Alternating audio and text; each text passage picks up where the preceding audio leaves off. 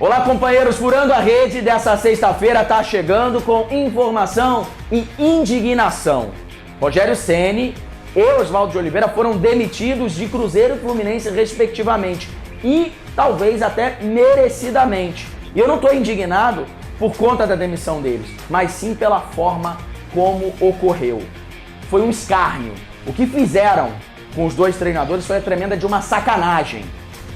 Eles não teriam, na minha opinião, nem que ter sido contratados. Eu não teria contratado o Rogério e nem o Oswaldo de Oliveira, mas as diretorias de Cruzeiro e Fluminense contrataram os dois.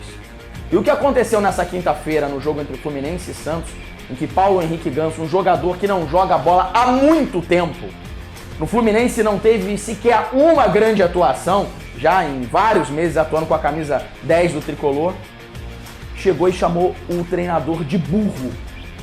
Oswaldo pediu para ele marcar, algo que ele nunca faz. E ele retrucou, Oswaldo substituiu e ele chamou o treinador de burro. E Oswaldo foi e chamou ele de vagabundo. A atitude de Paulo Henrique Ganso foi covarde. Ele já sabia que Oswaldo de Oliveira não vivia um grande momento, não faz um bom trabalho, a torcida já pedia a saída dele. E ele foi lá e aproveitou a falta de prestígio do treinador e o tratou de forma desrespeitosa na frente de todo mundo, dando um exemplo de como não se deve tratar um superior. E ele fez isso. A mesma coisa aconteceu com o Cruzeiro. Após o jogo contra o Ceará, no vestiário da Raposa, Dedé pediu a palavra, pelo menos essa informação que se tem. E ele disse que Thiago Neves deveria ter jogado, porque ele foi barrado. Por decisão de Rogério Ceni. No meio de todo mundo, de todos os jogadores. Um ato de indisciplina, porque se Dedé acha que outro jogador tem que jogar, ele pode sim falar com o treinador, em particular, mas não na frente de todos, não desrespeitando uma decisão do treinador. Decisão essa que aconteceu porque Thiago Neves não tem jogado absolutamente nada. Aliás, tem sido alvo de protesto da própria torcida do Cruzeiro. Aliás, esse próprio Thiago Neves, que no jogo contra o Internacional, algumas semanas atrás, na semifinal da Copa do Brasil, disse que o Cruzeiro tinha sido mal escalado, que Edilson devia jogar. Quando ele poderia ter dito isso, por exemplo, para o próprio Rogério Ceni, ele disse isso publicamente, criticando a escalação, algo que, na minha opinião, foi totalmente desnecessário. E aí o Dedé pediu a palavra no vestiário e contestou a escalação, na frente de todos os jogadores.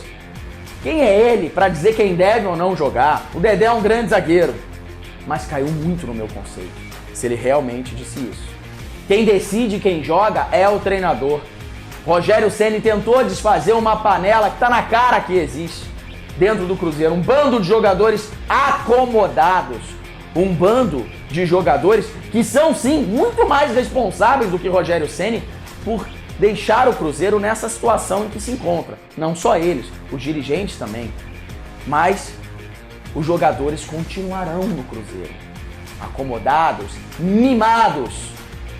Enquanto no Fluminense, a mesma coisa.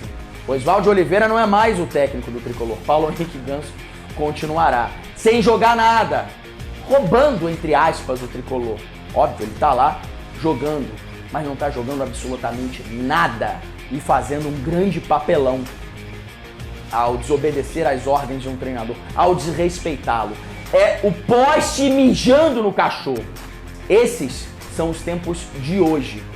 Tempos em que nós vemos jogadores mimados, jogadores acomodados, jogadores que acham que são maiores que seus próprios comandantes, jogadores que acham que são maiores que seus próprios clubes. Eu não estou aqui defendendo o Rogério Ceni, nem defendendo o Oswaldo de Oliveira. Repito aqui que não os teria contratado. Pelo contrário, mas ambos merecem respeito. E se tivessem que ser demitidos, que fossem em outra situação, não nessas. Uma vergonha.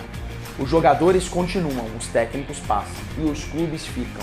Quem sofre são os torcedores. Pobre torcedor de Cruzeiro e de Fluminense, que vão depender desses jogadores, e eu não estou querendo generalizar, mas vão depender desses jogadores, boa parte deles, que não tem comprometimento e que fazem parte de